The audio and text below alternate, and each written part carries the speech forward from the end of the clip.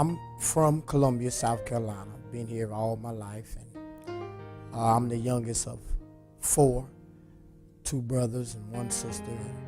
And, had a real good childhood. We did everything that normal kids do back in those days. Outdoors, ride bikes, the whole 9 yards. And my mom was a hard worker, and father hard worker, and so forth. And with my mom, once she rededicated her life to the Lord and came into the message of the hour, her life just changed. And she was very, even though we wasn't raised in the message, but she had principles, very strict, certain things we couldn't do and could do. And when she came into the message, we could really see the change. I know me personally, I could see the change. She had a little bit more grace, but she still wasn't nothing to play with. But my mom is, not only a Christian, but she was my in those times, she's still my friend. I'm married now, I have a whole family and everything. My mom was my best buddy, because whatever question or answer, whatever I needed to know, she was there. And I say this now, I'm her convert, because her life was to me so powerful. I could see God in her life, and that was through the supernatural, visions and dreams, and it seemed like everything was always directed at me. She had constant visions and dreams and things on me and tell me what I'm gonna do the next day, and she just had such a way of putting things, to kind of make you pay attention. And what it did for me, it made me reverence God. It made me really realize that there is a real living God. Just watching her life. And can you imagine somebody tell you what you're going to do before you do it? Either that's going to bring a fear, or it's just going to make you just completely reverence and respect whatever they say. And it did both to me. It brought a fear of reverence to know that you better pay attention to whatever she's saying, because it's going to come to pass. I could go on and on about testimonies, but her life was just so powerful. I remember one time me and my three brothers stayed together, and she came over to the house. And when she came over, everybody just straightened up. It no matter what you was doing, it was like God came in the house. So everybody just kind of like straightened up, and my brother was outside. Me and my brother was outside, and he was trying to put a starter on his car. And what I'm about to share is just one of many. But he was trying to put a starter on the car, and my mom came up, and he rolled from under the car frustrated. He couldn't get the starter back in. He got it out, but he couldn't get it back in. And he was doing the same thing that he's always done. He's put a starter in before, but he couldn't just get this in. So my mom comes up, and he rolls from under the car frustrated, and I'm standing to the side, and she says, "What's the matter?" He said, "I can't get this stupid starter to go back in this car." She lays hands on the car, and she prays out loud. We're standing there, and she don't say bow your head or nothing. She just lays hands on the car, and she prays something like, "Lord God, you're real. Father, that they may know that you're a real God. When he go back under this car, help him get that starter back in." And then she walks in the house to see my other brother. She says amen and walks in the house to see my other brother. Now, we're still out there by the car. So after she prays, he goes back under the car. The starter goes in immediately. He rolls from under the car. I said, "Man, did you just see that?" I said, "Yeah." I said, "Welcome to my world." Because things like that happen with me and her all the time.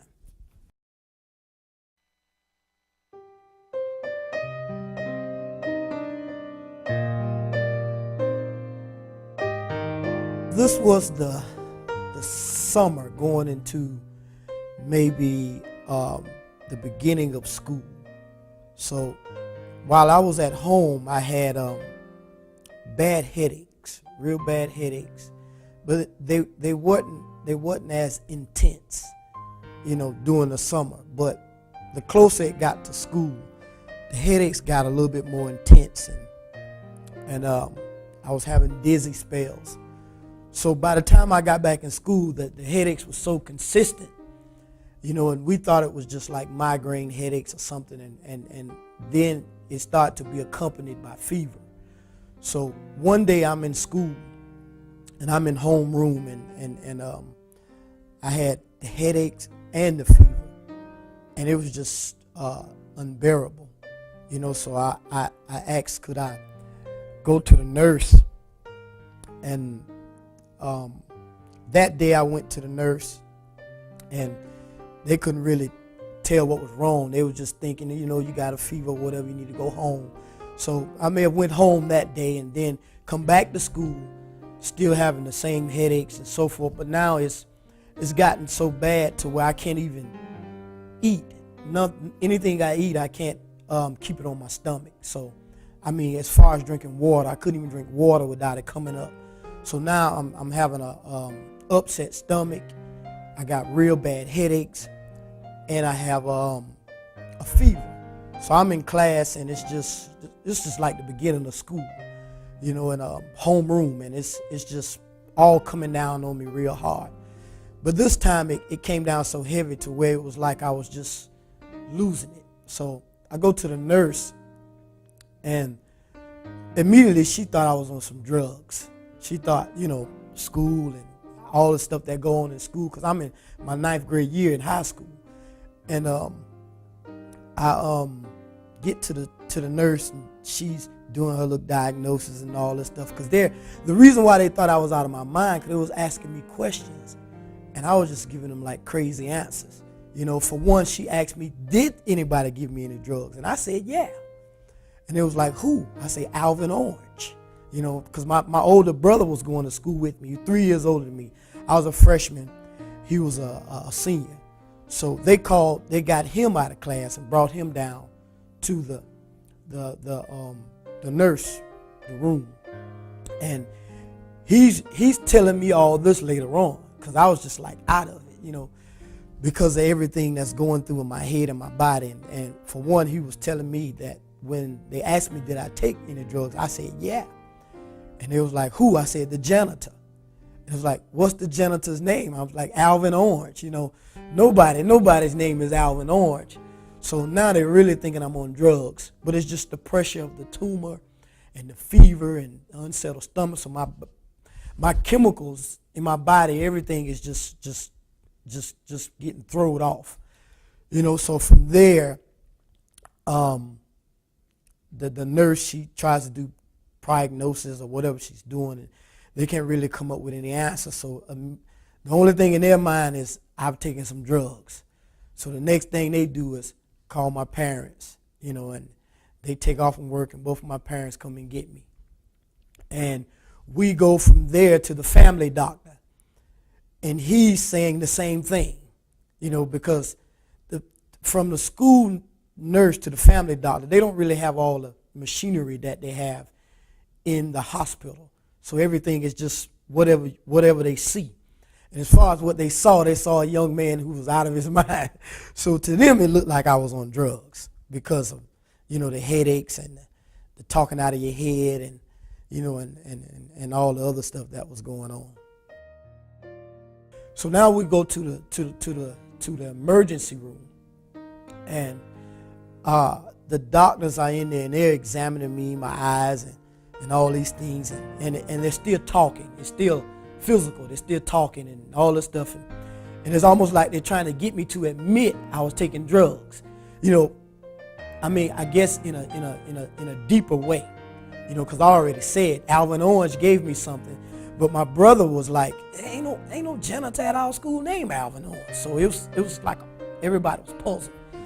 So the doctors told my parents they were going to give me some kind of medicine that would make me bring up everything I've had within the last 4-5 hours, I guess, within a certain time frame. So they give me this medicine, and if vomit is not too graphic, I vomit back up, and it's just all fluid, and I guess whatever. because I didn't even eat. I couldn't even eat anything.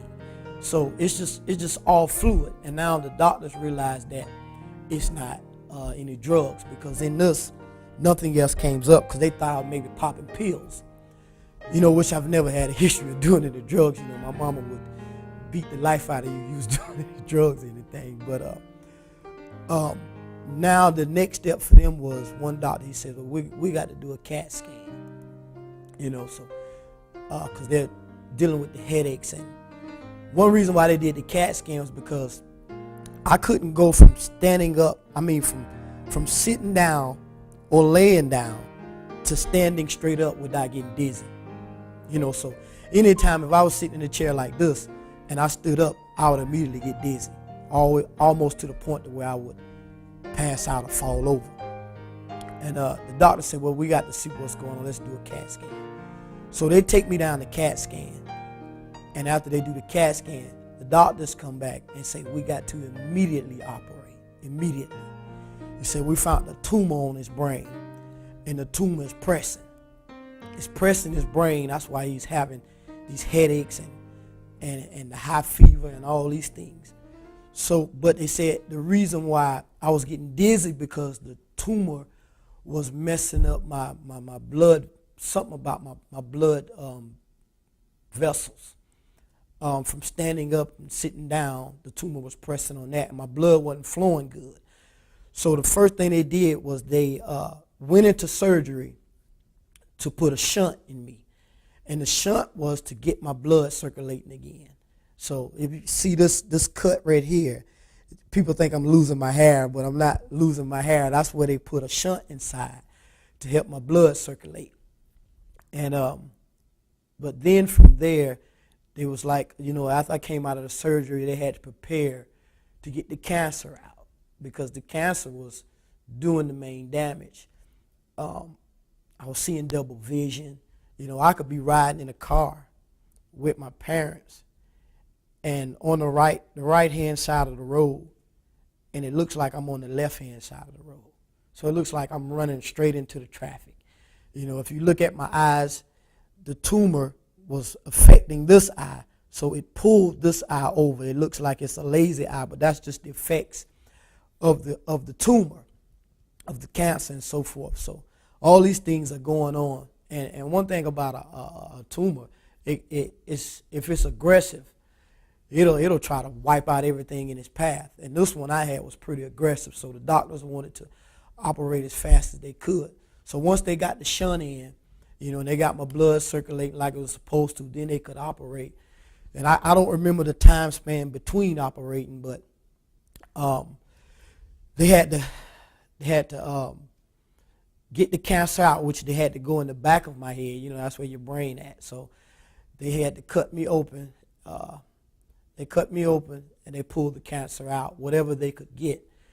But them doing that, and my mom told me, she said she really believed it was the Lord keeping me, because in the recovery room, they couldn't wake me up. She said the doctors would come and they was thinking that I should be woke by now and all these things.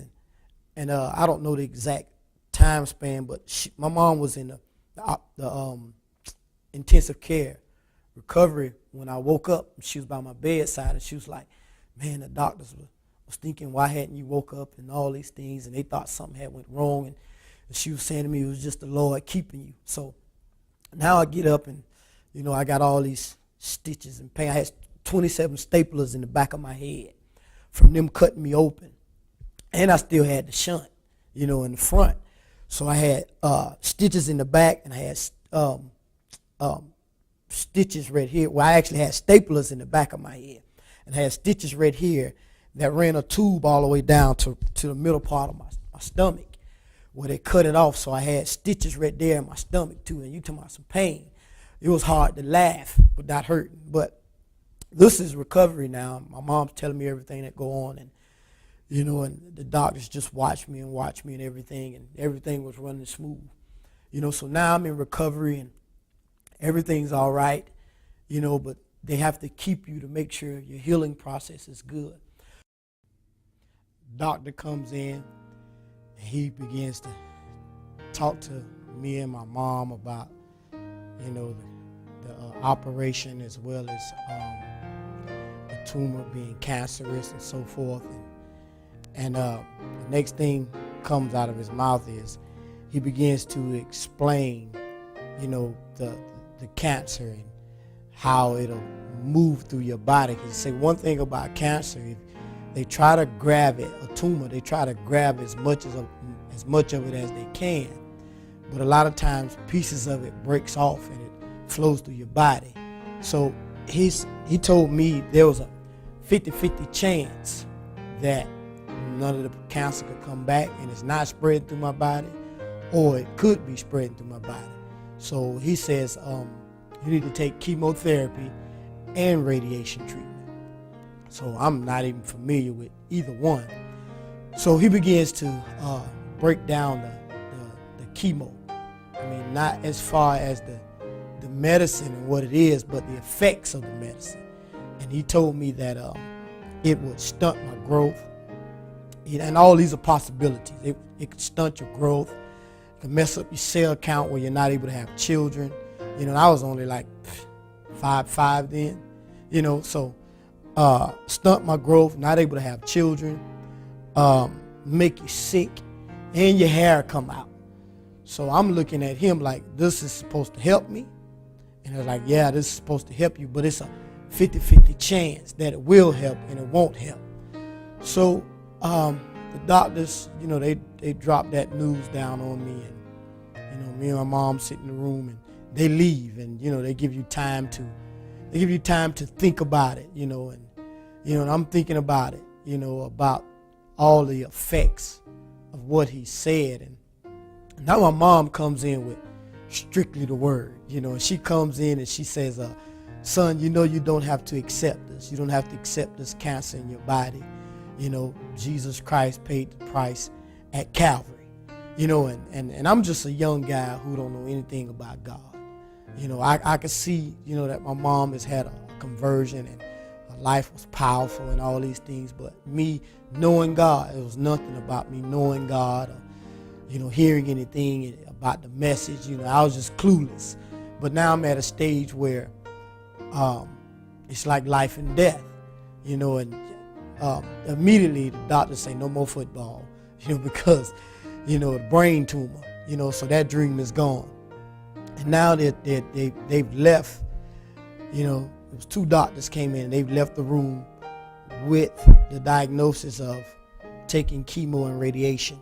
So my mom, she begins to talk about Calvary and what the Lord has done, and how the prophet says you don't have to accept this, and and all these things, about divine healing in Isaiah 53, and I can't really put a grasp on everything, but when she went to Isaiah 53 and she began to say, by his stripes you're already healed. You don't have to accept this. God already healed you before the foundation of the world. And I don't know if it was revelation, but to me it seemed what she was saying was so convincing. And I thought, what did I have to lose by depending on God?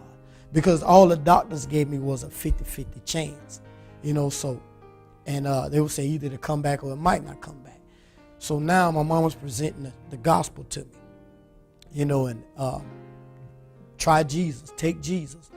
So in my heart, in my mind, this was how I responded. And I said to myself that, I don't have nothing to lose by trying Jesus, because doctors tell me I'm going to die if I don't take the chemo and radiation treatment. So I say, well, only thing left for me to do is try Jesus. So I tell my mom, I'm not going to take it, because what she said, it was it seemed so convincing that God was real. So in my heart, I was asking God, Lord, if you're real, if you're really a healer, if before the foundation of the world and by your stripes, Isaiah 53, I'm real, this is real. I say, Lord, prove it to me, because I'm going to accept it right here in this hospital. Prove it to me. So maybe an hour or so later, same 2 doctors come back in. Before they get there, my mom, she asked me, whatever you decide, whatever decisions are made, you're going to make the decision. She said, for one, if you take it, I got your back. If you don't take it, I got your back. Whatever you decide, I'll be here with you. So I just said, I'm not going to take it. And she said, okay, well, you don't have to take it. She said, also, the scripture says, if we touch and agree, we touch and agree about this, God will hear our plea. So we prayed, she led the prayer, and we prayed right there, just believing God for a true healing. And now we done prayed, and maybe an hour or so, the doctors come back in. I forget the time frame. But they come back in and with a smile on their face. And this always blows me away. Why doctors are always smiling when they got to bring bad news or whatever kind of news, So it's just things I'm watching. And the doctor comes in, he's like, well, what do you decide? And I look at my mom. She didn't say a word. She let me do all the talking, because she was like, whatever it is your decision, because you're going to have to live with it, So I look at the doctor and I say, I'm not taking it. And he immediately, it's just like his whole countenance changed, and he's priming me and pushing me and talking about death, and you can die, and all these things if you don't take it, and how patients ended up when they didn't take chemo and all these things. And and he went on and until he saw me crying, because he started talking about death and all these things. And no young person wants to hear about death, and knowing that your heart is not where it's supposed to be with God. So he didn't let up until that particular point where he saw me, tears coming out my eyes and all this stuff. And he actually thought, that was going to change my decision. But even though with the tears, I still told him, no, I'm not taking it. So he looks at me and he says, this is not a game. This is not a game. He said, we could go out this room and we could make a decision without you. Not knowing that my mom had already told me, whatever you decide, that's going to be the decision. And I didn't see it till years later, but by her, and it's very important for parents to present that Jesus can hear your child, that Jesus can hear a child's prayer. And what she did for me by allowing me to say, no or yes, my faith was activated, because it was my words that God was going to listen to. So I'm like, no, I'm not taking it. And the doctors are, they just can't believe that I'm not going to take it. They found cancer and all these things, and everybody normally takes it, smooth sailing. They set it up. But I'm like, no, I'm not taking it. So they go into this another speech about this is not a game and all this stuff, and we'll make a decision without you. And they even tried that. But my mom was actually told him that, no, he say he ain't taking it, and I'm not going to push him to take it. So it was whatever I said. How the scriptures say, whatsoever you say. So, doctors, they left, but by no means did they feel defeated, because a lot of times they have patients who go through so many things and they're not sure. So they'll come back at other times. And they did. They began to leave certain stuff in my room, books and tapes on cancer to try to get me to read up. And I had two good nurses, one nurse named Joan, and I remember them to this day.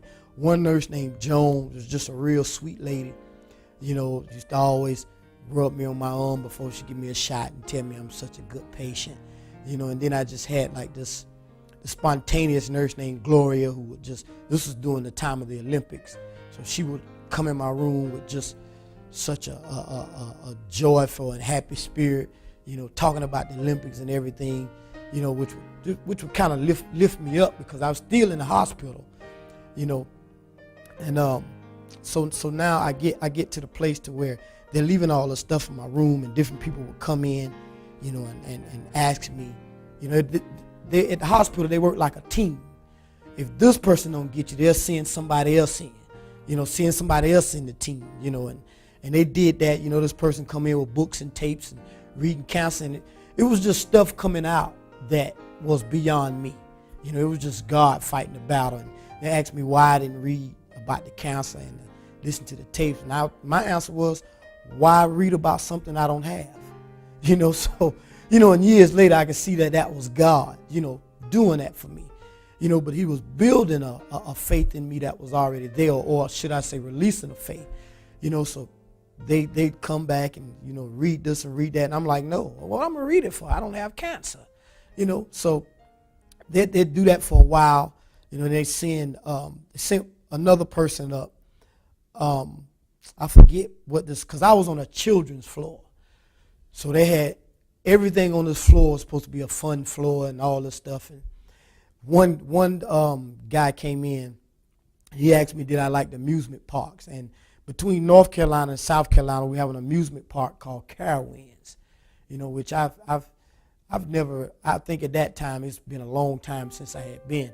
So he comes in and he's asking me, do you like amusement parks? And I'm like, yeah, I like amusement parks. He said, would you like to go? I was like, yeah. And he says, good, because all the cancer patients are going to Carowinds. And my response was, well, y'all going by yourself, because I don't have cancer. Again, it was just God giving me all the right words to say at those times. And, and that kind of went on. And, like Jesus, his fame spread throughout the country. So everybody in the hospital now knows that I'm a young guy who's professing that he's healed, even though the doctors and the nurses are saying I got cancer. So I'm healing up pretty good on the natural side. But maybe some weeks later, a nurse comes in.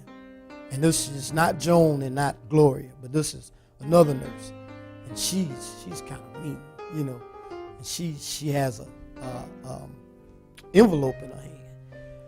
And she says, one thing about professing your healing, Satan gonna make you prove it, whether you believe what you're saying. And like I said, I had my pastor coming up bringing me tapes, and one of my favorite messages he brought up was one called the cream of the crop. He said when God pulls it out, God pulls out the cream of the crop. So I felt like I was the cream of the crop, not knowing anything about God, but I could just feel that God was just doing something in me, just building a faith relationship, and I can speak all these things now because I see where it was going, but at the time I didn't catch the magnitude of it. I was just believing God, and in the midst of all that, I did get a piece of radiation treatment, but just a piece of it, and it was horrible, where they just it wasn't a full treatment, but they just kind of went down one side of my body, and I didn't like that at all. So I told them, I said, no, I don't want no radiation either, so now their hands are tied. They can't do anything but just try to get me to accept their different treatments while I'm in the hospital. So one day this nurse, she comes in, and she's a real nurse, so she comes in with all her paperwork and all this stuff. She says, come on, we're going down the CAT scan. I'm like, for what? She says, because the doctors see a lump on your neck and it's cancer. I said, I don't have no cancer. She says, you want to bet? I say, I do not have cancer. She said, you want to bet? I got the x-rays right here saying you got cancer. I said, I do not have cancer. So we're going back and forth, and mind you, I'm only 15 years old, but I just began to believe God.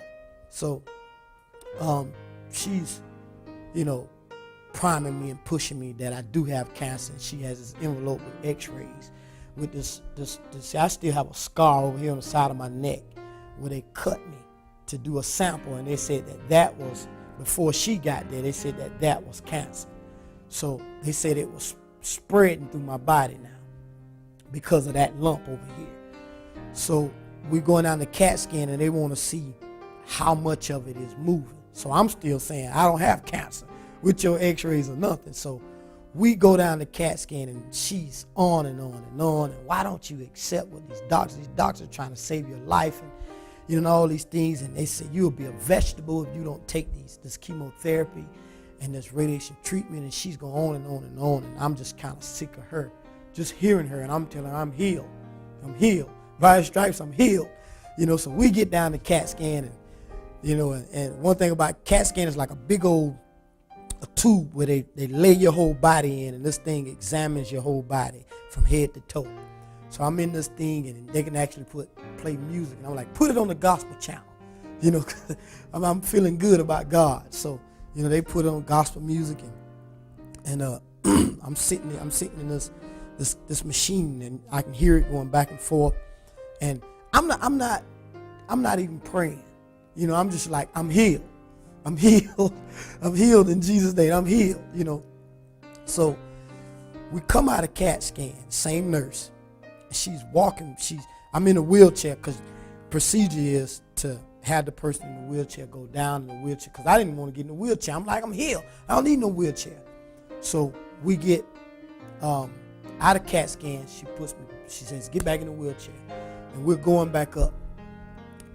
From the CAT scan room to the elevator, she's quiet. She's not saying a word. So when we get off the elevator, you know, it's just like something dropped in my heart that say, ask her, what did they find? So I just kind of over my shoulder was like, did you find anything? And she was like real arrogant and mean. No, we didn't find anything, and rolled me down the hall. Was like, let me get this nut out my room. Out my sight. So from there, it was pretty sure to me that God was real.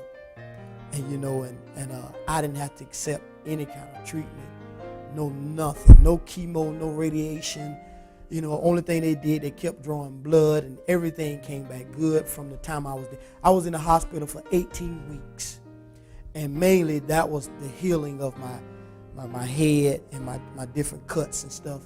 But, you know, no cancer ever showed up again. It didn't spread through my body. Now, mind you, she had x-rays saying I had it. But after the CAT scan, they didn't find anything. The x-rays was everything came back negative. So from there, I just really knew God was real. You know, and that part of my life just kind of really excelled to know that there was a living God. And, you know, and that God was mindful, even as a young person, what you was going through just to try Jesus. And by me trying Jesus, I meet every situation just like I met that situation. You know, even when I was losing my eyesight, you know, at one time before I became a full-time minister like I am now, God was trying to get me to go full-time, but I'm like, no, Lord, I ain't ready for that. So I started losing my eyesight because I was a truck driver by profession.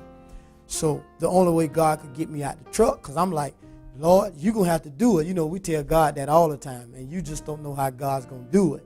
So every time I'd get in the truck, my eyes would close. And it got to the place where I told the Lord, I'm not going to quit. So I end up driving one day, and I just lost my whole eyesight and everything. And, you know, just from God healing me of cancer and me not knowing what's going on with my eyes, I'm saying I'm healed.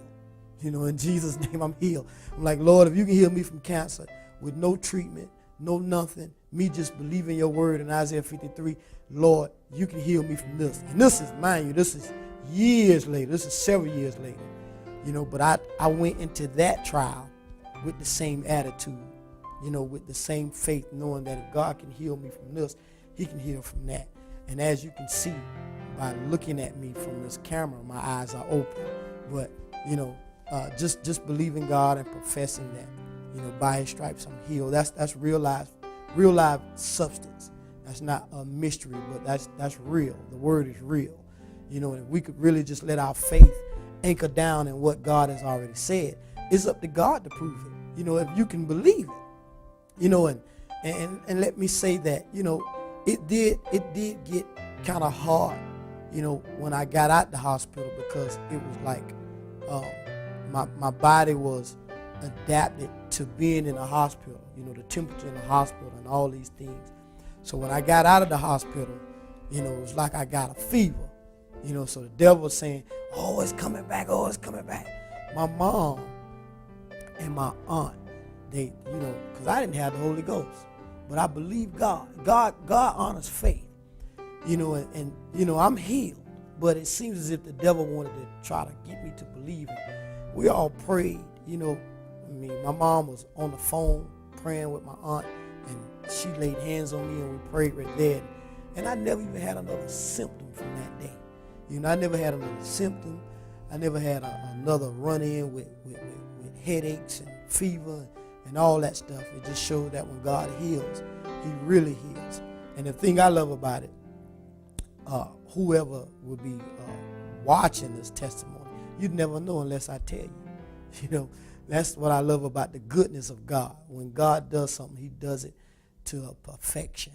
You know, so I just really thank God, you know, for all he's done. And I wouldn't change anything for any of my testimonies, even that experience of cancer. It was a revelation inside that God was trying to bring out of Jehovah Rapha. And the only thing that could bring out Jehovah Rapha was God allowing cancer to come. And it was because of cancer that I met that supernatural God. So the devil gets no credit. He gets no credit. All the credit belongs to God. Only thing cancer did for me was brought me closer to the Lord.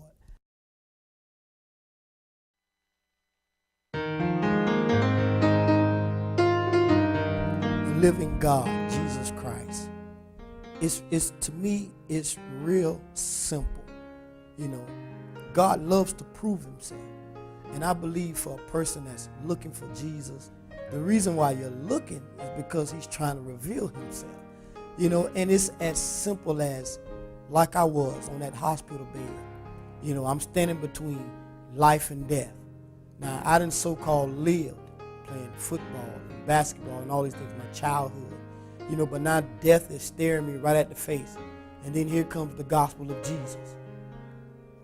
Only thing left I have to do is saying, Lord God, if you're real, take over this part of my life.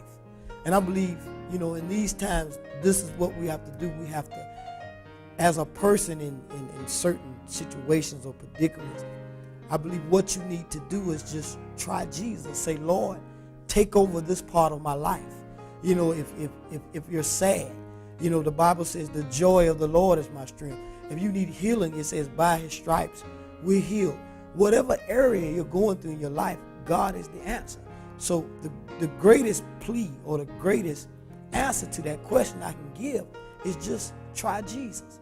You know, and let me say this, it is not all about in those times, at those first times, you go to this church or I go to that church or my mama's this or my daddy's this. I think the most important thing is for you to make a real contact with God, for God to show himself real in your life. And if God can, if we could let our own control and our own way of wanting to handle things, we could push all that aside and say, God, here I am. Now you show me the next step. God, you prove to me that you're a healer. You prove to me that you're a deliverer. I guarantee you God will prove himself, because God loves a challenge. You know, and it's just the power of the blood. The blood has never lost its power to save or to heal or to deliver. And I believe that for anybody that's struggling, you know, all you need to do is just believe Jesus. You know, try Jesus. You know, he's a living God. You know, this testimony that I'm sharing, it goes with me every day of my life. I can hardly preach without sharing this testimony. You know, and sometimes I've said it to the same church, you know, the same places I go, but it's so relevant to my life because it's a living God. It's not something that happened in history, but it's something that I'm living right now. I'm living a cancer-free life. You know, when I come in contact with people who's taking chemo and all these things, and it wasn't years later until I realized that the prophet said chemo is poison, killing poison. You know, so I just really thank God. Just try Jesus. Jesus, you know, like they say in the old song, Jesus is the answer, you know, to the problem of the world today. You know, just try Jesus, you know, because when everything else fails, you know, the gospel stands true. When he was on the backside of the desert, he said he saw the pillar of fire. He said his faith was then anointed, not by what he heard from his mother, but what he saw in the burning bush. He said it was the word seeing the word. My name is Kidri Diggs. Trust me when I say I've experienced the power of a living God.